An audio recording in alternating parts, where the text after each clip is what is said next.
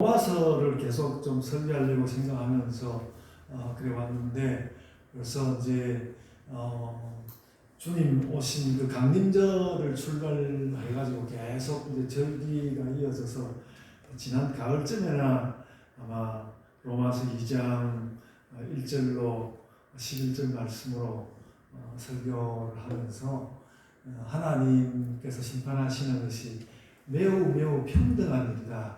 어떤 그 편견도 없이 아주 모든 사람을 똑같이 평등하게 심판하신다. 그 말씀을 예전에 했고 오늘 이어가는 말씀을 나누려고 합니다. 그래서 오늘은 이제 그 국어 공부하는 학생들처럼 성경을 좀 살펴보려고 하는데요. 그래서 그걸 통해서 오늘 말씀에 나오는 이 12절로부터 16절에 나오는 율법, 범죄, 본성, 양심 이런 말도 나오죠. 본성과 양심 또 심판 이런 말들 대략 알고 있습니다만 그런 말들의 관계를 좀 더 분명하게 해보려고 하고요. 그래가지고 사실 이제 바울 사도도 로마서에서 많이 이야기합니다만 율법이 매우 유익이 있는데 율법의 유익은 무엇이고 또 한편 그 율법을 가지고 행세하는 유대인의 허세, 율법을 가지고 말하는 유대인의 허세는 무엇인지, 율법의 유익은 무엇이고 율법을 또 말하는 허세는 무엇인지 그런 것들도 오늘 말씀 가운데 좀 잘 살펴보려고 합니다. 그러면서 최종적으로는 그런 그 여러 가지들이 얽혀서 마침내 심판이 일어나게 되는데 그 심판에 끼치는 예수님의 영향에까지 이렇게 도달해 보려고 합니다. 먼저 말씀을 쫙 이렇게 그 12절로부터 16절 말씀을 쫙 펼쳐 놓으시고 한번 보십시오. 12절 말씀에는 두 종류의 범죄한 자가 나옵니다. 두 종류의 범죄가 나오는데 첫째는 율법 없이 범죄한 자가 나오고요. 둘째로는 율법이 있고 범죄한 자가 나옵니다. 그리고 이 사람들은 율법의 유무, 율법을 가졌느냐 가지지 않았느냐와 관계없이 두 범죄자는 다 망한다고 이야기했습니다. 그래서 그 12절 말씀에 이렇게 말했죠. 무릇 율법 없이 범죄하는 자는 또한 율법 없이 망하고 율법이 없는데도 하여간 범죄하면 율법 없는 채로 망하고 무릇 율법이 있고 범죄한 자는 율법이 있지만 또 율법으로 말미암아 그도 심판을 받으리라. 이것도 망한다는 이야기거든요. 어쨌든 범죄한 자는 망한다라는 말씀이 이 12절 말씀입니다. 그래서 율법을 가지고 있느냐 없느냐, 유대인들이 굉장히 이제 율법을 가지는 것을 가지고 유세를 많이 했는데 바울사도 그 이야기를 하려고 하는 것이죠. 율법의 유무는 나중에 하나님께서 하시는 최종 심판에서 망하고 망하지 않는데 차이를 만들지 못한다고 말씀하는 것입니다. 그래도 좀 전에 말씀드린 대로 율법이 전혀 무의미한 것은 아닙니다. 율법을 통해서, 그러니까 율법이 그 나중에 최종 심판을 이렇게 바꿔놓지는 못하는데 율법을 통해서 범죄에 대한 경고를 받을 수 있기 때문에 율법이 유익하다는 것입니다. 율법을 통해서 범죄하면 안 된다는 경고를 받을 수 있기 때문에 좀 어려워 보이는 말씀입니다만 우리 로마서 7장 7절을 한번 찾아보시겠습니다. 로마서 7장 7절을 찾아보면요. 거기에 대해서 말씀을 해두었습니다. 이미 제가 말한 그대로인데요. 로마서 7장 7절 찾아서 보시고 제가 읽어드리겠습니다.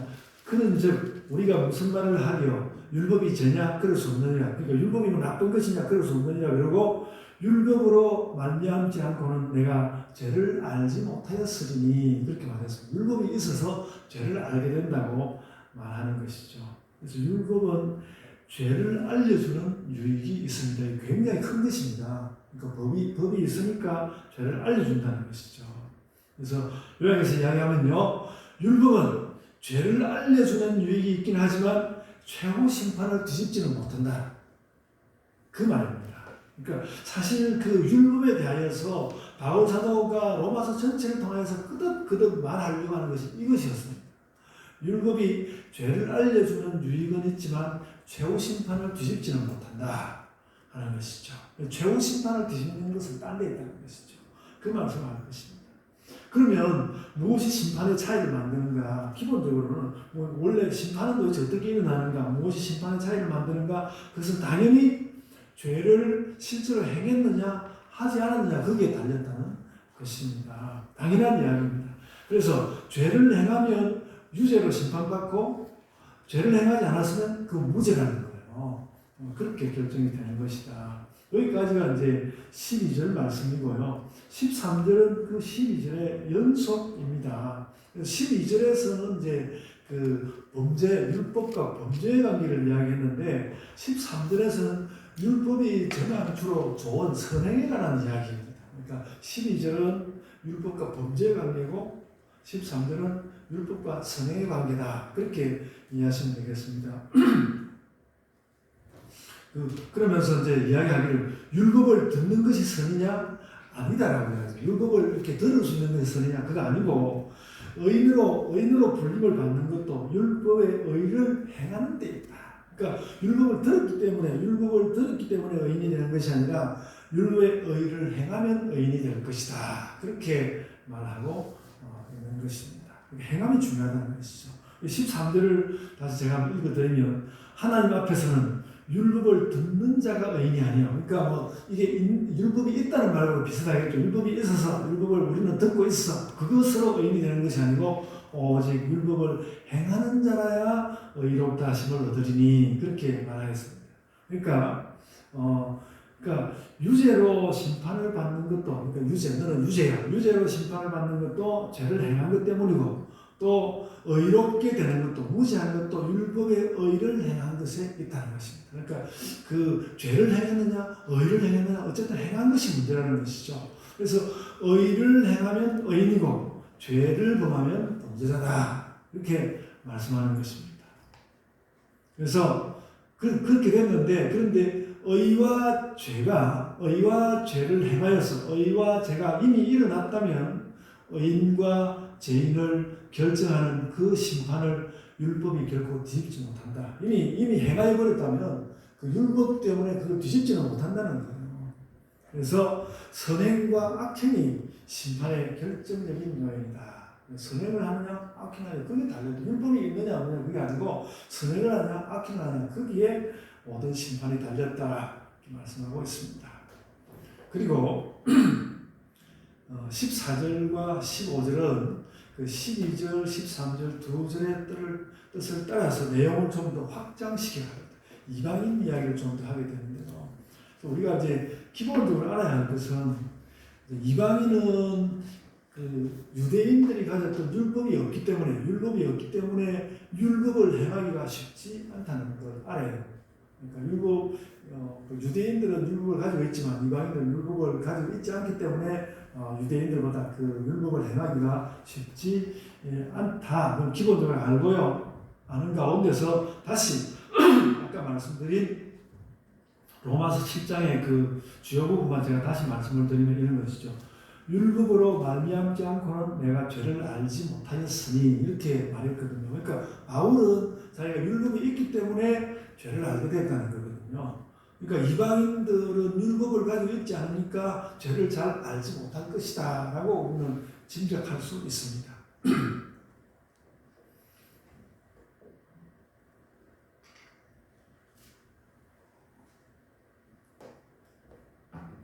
그렇게 이제 바울과 유대인은 율법이 있어서 죄를 알게 됐지만 그런데 바울과 유대인은 율법이 있어서 죄를 알게 됐는데 근데 생각지도 않았는데 율법을 모르는 사람이 어떻게든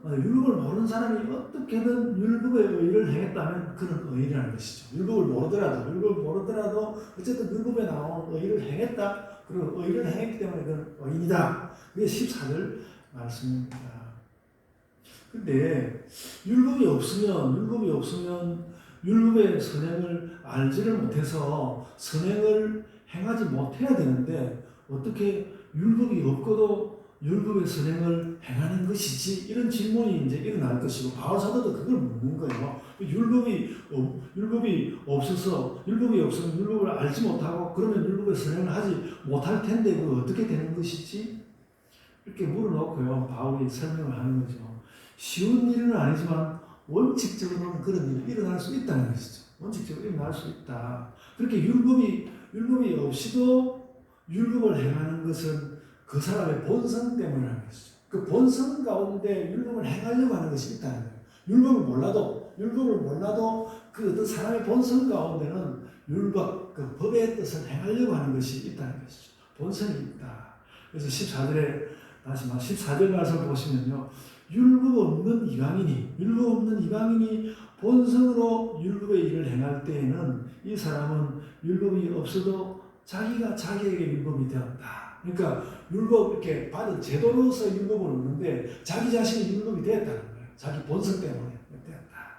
물론 이런 일이 끝내는 제대로 일어나지 않는다는 것이 바울의 뜻이긴 하지만 원칙적으로는 일어날 수 있다. 그래서 14절에 나오는 본성으로 율법의 일을 한다는 그 말과 자기가 자기에게 율법이 된다는 말은 거의 같은 말입니다. 그러니까 본성으로 율법의 일을 한다. 그 말이 무슨 말인가 하면 자기가 자기에게 율법이 된다. 자기가 우리 스스로. 그러니까 우리가 예수님을 안 믿을 때도 우리가 착하게 살려고 노력했잖아요. 그 이야기입니다. 예수님을 안 믿을 때도 사람들이 다 착하게 살려고 한다. 그 말을 하는 것이죠. 율법이 없어도 율법에 선행을 하는 사람이 있다면 그 사람의 본성이 그렇게 하게 하는 것이다. 그래서 본성적으로 선행을 하는 인간성이 물론 우리 성경의 내용을 보면 그 본성적으로 선행을 하는 그 인간성이 타락하여서 무너지기는 했지만 그게 우리 교리죠. 타락하여서 무너지기는 했지만 원래 인간의 본성은 선행을 하려고 하는 것이니까 사람이 늘 그렇게 선행을 하지는 않지만 본성을 따라서 선행을 할 수는 있다. 선행할 수 있는 가능성이 있다는 것을 바울사도가 밝혀주고 있습니다. 다시 말씀드리면 그래서 이기심이나 욕망이 선의 본성을 가로막기는 하지만 사람에게는 율법을 행하려고 하는 본성이 있다. 그래서 율법이 없이도 율법을 행하는 경우가 있다. 사람은 이렇게 꼭 예수가 안 믿는 사람도 착한 일을 한단 말이죠. 그렇게 생각하십니다. 율법이 없이도 율법을 행할 수 있다. 그래서 심판은 행위를 판단하는 것입니다. 심판은 그 행위를 판단하는 것인데, 그래서 율법의 유무와 관계없이 율법에 있는 내용을 행하면 그게 의인이고, 그걸 행하지 않으면 죄인이고 망한다는 것입니다. 율법이 없이도 율법에 나오는 것을 행하면 의인이고, 율법을 가지고도 그걸 행하지 않으면 망한다. 그 말씀을 하고 있습니다. 그래서 여러분 조금 곁으로 나가서 생각을 해보면요, 율법보다는 본성이 더 보편적인 원리구나 이런 생각을 하게 됩니다. 이게 중요한 말은 아닌데 여러분들 이해에 도움이 될까 싶어서 그런 말씀을 드립니다. 율법보다 본성이 더 넓은 것에 관련되어 있다. 그러니까 사람이 그 본성을 내내 지켜내지를 못해서 그렇지 본성이라는 더 보편적인 원리가 원래 사람들 속에 다 있다는 것이죠. 그래서 이때는 유대인이니까 유대인에게도 유대인의 본성이 있고 그 율법이 없는 사람들에게도 본성은 있다는 것이죠. 그러니까 유대인에게도 유대인 아닌 사람에게도 본성은 다 있는데 율법은 유대인들에게만 있다는 것이죠. 율법은 유대인들에게만 있고 또 그 율법이 없는 사람들은 본성만 가지고 뭔가를 하게 된다는 것이죠. 본성으로서 어떤 행위를 하게 됩니다.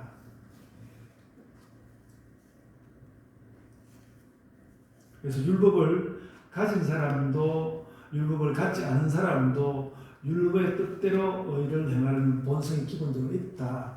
그런데 율법을 가진 사람은 그 율법을 보고서 이렇게 의를 행해야 되는구나. 의를 행할 자극을 좀 더 많이 받는 것이죠. 그러니까 율법이 있는 사람은 이롭게 살아야 할 자극을 훨씬 더 많이 받는다는 것이죠. 그게 율법의 유익인 것이죠. 그렇고요. 그런데 율법이 없는데도 의를 행한 사람은 자기 본성만으로 의를 행한 것이다. 그렇게 말하고 있는 것입니다. 그런 면에서 본성과 율법을 다 가진 이스라엘은 선행을 하는데 훨씬 더 유리한 것이죠. 훨씬 더 유리합니다. 율법을 가진 사람과 가지 않은 사람의 차이가 있는데 이런 그 유대인들은 그런 유리함을 가지고 있었다는 것이죠. 그러나 심판을 뒤집지는 못한다는 것이 바울의 이야기입니다. 이제 14절 말씀을 드렸고요. 15절은 14절에 나온 그 이방인에 대한 부연 설명입니다. 결국 우리 앞에 나타나는 것은 이방인이 율법의 의를 행한 것입니다. 이방인이 율법의 의를 행한 것인데 그것은 어떤 원리로 일어나는가? 이미 본성이라는 말이 나왔지만 본성을 따라서 율법의 행위를 하는 것이고 본성을 따라서 율법의 행위를 하는 것이고 거기에는 무엇이 작동하는가 하면 양심이 작동한다는 것입니다. 양심이 작동한다. 본성과 양심은 이방인에게 있지 않습니까? 본성과 양심은 이방인에게 있다. 15절에 보면요. 이런 이들은 그 양심이 증거가 되어서 이렇게 말합니다. 그 양심이 증거가 되어서 본성으로 움직인다는 말하고 양심이 증거가 된다는 말이 같은 말이겠죠. 그래서 양심이 의가 아닌 것을 판단할 수 있기 때문에 양심이 의와 의 아닌 것을 판단할 수 있기 때문에 반드시 율법이 증거되지 않더라도 율법이 증거되지 않더라도 양심이 증거될 수 있다. 율법 대신에 양심이 증거될 수 있다. 그러니까 양심과 율법, 이 양심과 율법은 하는 역할이 거의 비슷한 거죠. 양심과 율법이 하는 역할이 거의 비슷한데요. 양심과 율법은 다 죄와 의를 알게 하는 각성과 증거의 능력이 있는데 양심은 보다 우리의 내면에 있는 사람들의 내면에 있는 내적 능력이고 율법은 그 양심을 표현한 외적인 제도라고 할 수 있습니다. 그러니까 사실 이것은 오늘날 우리가 가지고 있는 법도 마찬가지라고 생각이 됩니다. 그래서 양심은 내적 능력이고 율법은 양심을 표현한 외적인 제도다. 그것이 또한 증거가 된다. 죄와 의에 대하여서. 그러므로 율법이 죄를 알게 해주는 것이지만 양심이 그 율법의 역할을 대신할 수 있다. 그렇게 양심이 율법을 대신해서 선행이 일어나게 된다면 그것이 바로 본성으로 율법의 일, 즉 선행을 하는 것이다. 그렇게 바울이 우리에게 설명해 주고 있습니다. 제가 막 복잡하게 이야기를 해서 그렇지 굉장히 사실은 아주 상식적인 이야기를 하는 거예요. 상식적인 이야기를 하는 것입니다. 본성으로 선행을 하는 그 사람은 선한 사람이냐? 그것이 가까운 말입니다. 그래서 본성으로 율법의 일을 하는 것과 율법으로 율법의 일을 행하는 것은 하나님의 심판 앞에서는 결과가 같아. 율법으로 선행을 해도 그 다음에 본성으로 선행을 해도 다 하나님 앞에서 의가 된다. 결과가 같아. 왠가 하면 심판은 율법의 유무가 아니라 그가 무엇을 행했는지 행한 것을 근거로 하기 때문입니다. 그래서 양심과 율법이 똑같다고 할 수는 없지만 거의 같은 역할을 하는데 그것은 선과 악을 행할 때 이 두 가지는 각성을 시키거나 증거가 된다는 것입니다. 양심과 율법은 그런 증거가 되는 것이다. 그래서 어떤 사람에게는 율법이 증거가 되고 어떤 사람에게는 양심이 증거가 되고 또 더 조건이 좋은 사람은 율법과 양심이 함께 증거가 되는 것이죠. 그러니까 내 심정적으로 내가 이렇게 하면 안 되는데 그런 생각이 들었는데 또 성경에도 보니까 성경에도 그런 짓은 안 돼. 그러니까 율법과 양심이 함께 증거가 될 수 있는 것이죠. 그러니까 하나님께서 이스라엘 사람들로 하여금 그렇게 살아갈 수 있도록 율법을 주신 것이죠. 그러니까 분명히 하나님께서 이스라엘한테 유익을 주신 것입니다. 어떻게 보면 비슷한 말들을 계속 했는데 그래도 다시 한번 제가 요약을 해드릴게요. 다시 한번 말하면 율법의 유무가 아니라 율법의 일을 실행한 것이 심판을 결정합니다. 그러니까 율법이 있고 없고가 아니라 율법에 있는 일을 죄를 행했는지 의를 행했는지 그것이 심판을 결정하고요. 근데 이 율법의 실행에는 법과 양심이 다 그 증거가 될 수 있다고 하였습니다. 법과 양심이 다 증거가 된다. 그래서 양심과 율법이라는 두 개의 증거를 가진 이스라엘이 더 유리하기는 하지만 이방인도 양심의 증거가 있기 때문에 율법의 행위를 할 수가 있다. 그래서 첫째로 율법으로 선행하는 사람이 있고 둘째로 본성으로 선행하는 사람이 있다고 한다면 그 두 사람 모두가 의로운 사람으로 심판되어야 하는 것이다. 그래서 이런 심판을 염두에 두고 율법의 유익이 무엇인지 말씀을 해본다면 율법은 제도적인 증거가 되어서 자꾸 선행을 촉발하는 장점이 있다는 것입니다. 이게 율법의 유익입니다. 그러나 이미 저질러진 범죄는 돌이킬 수 없고 아무리 율법이 있어도 이미 저질러진 범죄를 돌이킬 수 없고 또 이미 행한 의를 율법이 있기 때문에 덮어버리지도 않는다는 것이죠. 그렇게 되는 것입니다. 그러므로 율법은 선과 악을 알리는 증거는 되지만 매우 중요한데 그러니까 율법은 선과 악을 알리는 증거는 되지만 심판받는 그 자리에서 범죄와 의를 뒤집지는 못한다는 것입니다. 최종적 심판을 뒤집지는 못한다. 그래서 사람에게는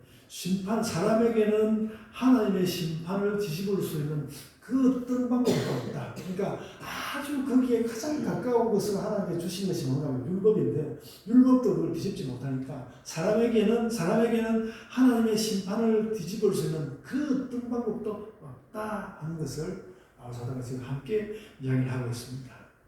그래서 율법도 죄를 깨닫는 증거는 되지만 마지막 심판 자리에서 심판을 뒤집지는 못할 것이다. 이것이 바울의 법철학이죠. 일종의 바울의 법철학이라고 할 수 있습니다. 여러분 들으면서 느끼셨을 텐데 이건 사실 굉장히 무서운 이야기예요. 굉장히 무서운. 우리에게 그 심판을 뒤집어 수 있는 아무런 다른 방법이 없다. 굉장히 무서운 일이죠. 그래서 우리가 하나님 심판대 앞에 서면 율법도 본성도 양심도 맥을 못 쓴다는 거죠. 아무런 소용이 없다. 그것이 굉장히 그 이전에는 도움이 되었을지 모르지만 율법도 본성도 양심도 맥을 못 쓴다. 그 심판에 아무런 영향을 주지 못한다. 그래서 율법과 본성과 양심이 그래서 의의 증거도 되겠지만 죄의 증거도 이미 되어서 뒤집지는 못한다. 그래서 이제 좀 제가 말을 마감해보면 나는 종말의 심판대 앞에서는 완전히 개박살이 나겠구나. 이것이 모든 사람의 판단입니다. 개박살이 되면 웃으시지. 그래서 완전 개박살이 나겠구나. 그렇게 판단했다는 거예요. 바울이 그것을 깨닫도록. 그러니까 그 개박살이 나는데 그 누구나 한 사람도 빠뜨리면서 다 그렇다는 거예요. 모든 사람이 다 그렇다. 그 유대인이라고 그런 거 넘어갈 수 있냐? 못 넘어간다는 이야기입니다. 야, 그럼 어떻게 해야 되냐? 아직 이제 그 긍정적인 내용이 설명되지는 않았지만 읽었던 말씀 그때가 16절에 보면 빠져나갈 길이 보입니다. 박살이 날 것 같은데 빠져나가는 길이 보이는데요. 16절을 보십시오. 16절에 보면 하나님이 예수 그리스도로 말미암아 사람들의 은밀한 것을 심판하신다. 그렇게 말하지 않습니까? 그러니까 여기는 아직 적극적으로 이야기하지는 않는데 가차없는 심판을 빠져나갈 길을 찾아야 되는데 오늘 이 16절 말씀을 볼 때 예수 그리스도로 말미암아라는 그 말에 뭔가가 있다는 것을 우리는 느낄 수 있습니다.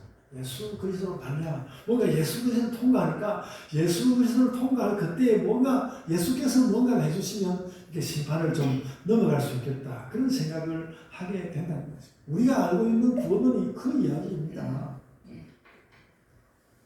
하나님께서 심판을 하시는데 예수 그리스도로 말미암아 그래서 하나님의 심판은 예수 그리스도를 통과하게 되어 있다는 것이죠. 예수를 통과하게 되겠다. 심판을 딱 결정을 짓는데 그 심판을 결정짓는데 사람만으로 이야기하면 의를 행했는지 악을 행했는지 딱 그것만 요인이 된다고 했거든요. 근데 그것 말고 심판을 결정짓는데 예수님이 다른 원인이 될 수 있다는 것입니다. 예수님이 다른 원인이 된다. 그 심판을 결정짓는다고 된다는 그 말을 하고자 하는 것입니다. 이것이 말하자면 사실은 성경 전체가 우리 향해서 이런 말씀 통해서 성경 전체가 그 말을 하려고 하는 거예요. 심판을 결정짓는데 사람으로서는 내가 의를 행했는지 악을 행했는지 그것으로 결판지어야 되는데 그 넘어서 다른 원인이 있는데 그 다른 원인 예수 그리스도에게 있다는 것입니다. 그것이 성경 전체가 그 말을 하고자 하는 바로 그 말입니다. 그래서 마지막 심판정에서 마지막 하나님 앞에 서 있는 16절에 마지막 심판날에 그런다고 이야기했는데 마지막 심판정에서 그 어떤 것도 차이를 만들지 못하는데 예수님으로 인하여 차이가 생길 수 있다. 오늘 본 말씀 거기까지만 말씀하고 있습니다. 그러니까 율법과 양심과 본성을 따라서 그것도 다 좋은 거 아닙니까? 율법과 양심과 본성을 따라서 심판을 끝내기로 하면 그 빈틈도 없고 근데 자비도 없다는 것이죠. 사실 그 심판의 자리에서 지은 대로 받고 갚아야 합니다. 죄를 범한 자는 범죄자고 선을 행한 자는 의인으로 판단이 된다는 것이죠. 그러나 사람은 의를 행한 것은 적고 죄를 범한 것은 많지 않습니까? 그 누구라도 하나님 앞에서 죄인으로 심판을 받고 말 것입니다. 그런데 아직 로마서 내용이 더 나오지는 않았지만 이런 모든 심판을 예수 그리스도를 말미암아서 예수 그리스도를 통과함으로써 한다고 말씀하고 있습니다. 그러니까 우리는 그래서 우리는 예수 그리스도를 의지하는 것입니다. 예수 그리스도를 의지하는 것입니다. 그래서 그런 생각하죠. 그런 생각도 하죠. 우리가 나쁜 성질 가지고 우리 나쁜 성질대로 하자면 칼칼하고 당당하게 내가 알아서 해야지 칼칼하고 당당하게 하나님 그러면 저는 제 양심과 본성과 법의 정신을 따라서 심판해 주십시오. 그렇게 딱 말해야 되는데 그렇게 말하고 오면 내 심판의 결말이 너덜너덜할 테니까 내 심판의 결말이 너덜너덜할 테니까 나의 그 너덜너덜한 모습을 예수 그리스도께서 덮어주시기를 우리는 구한다는 것입니다. 심판에 예수께서 관여해서 좋은 결과를 얻게 된다는 말입니다. 이 부분을 예수께 의지하는 것입니다. 만약에 이 부분 예수님께 의지하지 않고 독자적으로 하고 싶으면 주님, 저는 됐어요. 주님 됐고요. 저는 법과 양심과 본성에 따라서 요즘 우리 사회에 법과 원칙에 따라서 요즘 그 법과 원칙에 따라서 그 말이 굉장히 잘못됐다는 걸 제가 알았는데 그게 보니까 양심이란 말이 없더라고요. 법과 원칙에 따라서 양심 이야기를 안 하더라고요. 요즘 세상에 양심 이야기도 안 하는 세상에 대해서 법과 원칙에 따라서 대단히 잘못된 말입니다. 어쨌든 그건 그거고 그래서 주님 저는 됐고요. 저는 법과 양심과 본성에 따라서 심판받겠습니다. 그렇게 말하면 됩니다. 그렇게 하고 싶으면. 그런데 예수님도 바울도 우리가 오늘 읽고 있는 로마서도 그렇게 하면 우리는 박살이 날 거다. 박살이 날 거다. 그렇게 하지 말아라. 그렇게 바울 사도가 그 권고를 로마 사람들에게도 하고 있고 또 유대인들에게도 마찬가지로 권고하고 있는 것입니다. 우리 그런 식으로 하면 박살난다. 예수 누구라도 율법이 그렇게 완전히 누구라도 그렇게 넘어갈 수 없고 예수 그리스도를 의지해야 되는 것이다. 그래서 우리는 마지막 심판을 위해서 예수님께 의지할 수밖에 없습니다. 그러니까 오늘 본문이 하는 말씀이죠. 사람은 의의 본성, 사람이 그렇습니다. 의의 본성에서 타락하여서 악의 본성을 가졌는데 그런 사람을 예수께서 사랑하셔서 악의 본성을 가진 것처럼 그렇게 사는데 예수께서 그래도 사랑하셔서 대속을 통하여서 용서의 길을 열어주신다는 것이죠. 그 이야기 하려고 로마서 앞으로 그 이야기 하려고 하는 것입니다. 그리고 우리는 우리의 생명을 위해서 예수께서 베풀어 주시는 그 사랑과 은혜에 자연스럽게 나아간다. 뭔가 이런 부분에 대해서 부정적으로 느끼고 그런 사람들이 있거든요. 그러니까 그 학자들이 인문학자들이 그런 사람들이 있는데 예수님은 그런 뜻을 하는 거 아니란 말이죠. 생명을 위해서 자연스럽게 그 사랑에 나아가라. 그리고 여러분, 말하자면 이 은혜는 원하기만 하면 값없이 주어진다고 했습니다. 그러니까 싼 값에 마구 퍼주는 것은 아니고요. 원하기만 한다면 값없이 주어진다고 하였습니다. 그런데 이 원하기만 하면 값없이 주어진다는 걸 진짜 그 성경에 나오는 기록으로 제일 먼저 알아차린 사람이 있습니다. 그걸 딱 직감한 사람이 있는데요. 그 예수님 십자가 바로 옆쪽에 있었던 바로 그 사람입니다. 그가 그 한쪽에서 막 예수님을 비아냥거리는 그 사람은 조용해라. 우리는 죄가 있어서 그런 거지만 이분은 그렇지 않은 분이다. 그렇게 그를 꾸짖어 놓고는 그가 예수님께 이렇게 말씀을 드렸습니다. 누가복음 23장 43절에 이렇게 말했습니다. 당신의 나라에 임하실 때 나를 기억하소서. 그러니까 내가 뭐 당신에게 아무것도 내가 이거 내 것만 하다고 말할 것은 없지만 그래도 당신의 나라에 임하실 때 나를 기억하소서. 그 이야기를 하는 거예요. 내가 아무것도 대갚아 준다거나 하고 또 내가 지금 보이니까 아무것도 없지만 그래도 나를 좀 기억해 주십시오라고 이 은혜 원하기만 하면 은혜가 주어진다는 이 사람이 기다리는 것입니다. 내가 잘한 것이 아무것도 없지만 그래도 예수여 당신의 나라에서 나를 기억하소서. 사실 이 사형수의 말은 인류의 기도입니다. 당신의 나라에 임하실 때에 나를 기억하소서. 마지막 심판 때에 나를 기억하소서. 그런 말이죠. 마지막 심판 때에 나를 기억하소서. 예수께서 당신이 심판을 용서로 바꿀 수 있기 때문입니다. 당신이 심판을 용서로 바꿔 놓을 수 있기 때문입니다. 여러분, 그래서 이제 말씀 마치겠는데 어느 날 우리가 살다 보면 그렇습니다. 어느 날 내가 왜 이렇게 형편없을까? 내가 참 형편없는 사람이라는 생각을 하게 될 때에 여러분이 이 사형수의 말을 기억하면서 예수께 의지했으면 좋겠습니다. 당신의 나라에 임하실 때 나를 기억하소서. 심판 때에 당신이 나를 기억하소서. 심판이 용서로 바뀔 줄 믿습니다. 그런 마음으로 여러분, 내가 형편없다고 느껴질 때 그렇게 넘어가고요. 그래야 또 삶을 새롭게 살고 그래야 하는 것입니다. 우리는 그렇게 죄와 죽음과 망하고 심판받는 일에서 그렇게 벗어난다는 거예요. 바울 사도가 그 이야기를 하고 있는 것입니다. 우리가 죄, 죽음, 망하고 심판은 무시무시한 그런 말들 그렇게 벗어나는 것이다. 그리고 성경은 이것을 두고 성경은 이렇게 우리가 죄와 죽음과 멸망하고 심판받는 일에서 벗어난다. 이 일을 두고 성경은 뭐라고 말씀하는가 하면 그것이 바로 사탄을 이기는 것이라고 우리에게 말씀하는 것입니다. 너희 그렇게 사탄을 이기라. 그래서 여러분, 이 로마서 마쳐가는 로마서 16장 20절에 참 은혜로운 말씀을 하였습니다. 로마서 16장 20절에 이렇게 말씀하셨습니다. 평강의 하나님께서 속히 사탄을 너희 발 아래에서 상하게 하시리라. 우리 주 예수의 은혜가 너희에게 있을지어다. 16장 20절에 이렇게 말씀합니다.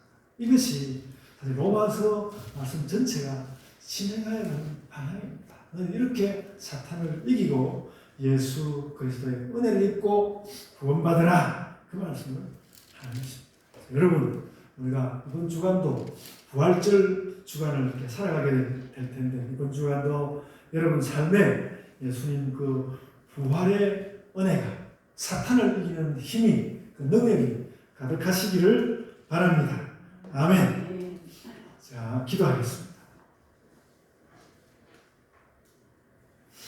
주님, 은혜를 감사합니다. 많은 철학자들이, 인문학자들이 사람의 본성을 이야기하고 양심을 이야기하고 또 때로는 욕망도 포기하지 말라고 하면서 뭔가 길을 가야 한다고 이야기하지만 오늘 주의 말씀이 저희에게 말씀하는 것은 예수 그리스도를 의지하는 이 말씀입니다. 예수 그리스도께서 우리 죄를 대신하여 죽으시고 다시 사신 그 일을 저희가 마음 가운데 늘 기억하면서 심판을 용서로 바꾸어 놓을 수 있는 예수 그리스도의 그 은혜로 살아가는 자들이 되게 하여 주옵소서. 꼭 마지막 심판날이 아닐지라도 그 마지막 심판의 뜻이 늘 저희에게 와 있는 것을 알고 이 땅 가운데 저희가 살아가면서 그런 아버지 하나님께서 심판을 용서로 바꾸어 놓으시는 그 은혜를 날마다 힘입으며 그래서 우리가 기쁘고 그래서 무엇인가 사랑할 수 있고 그래서 또 다른 사람을 보듬을 수 있는 그런 사람들로 살게 하여 주옵소서. 감사하고 예수님 이름으로 기도드리옵나이다. 아멘.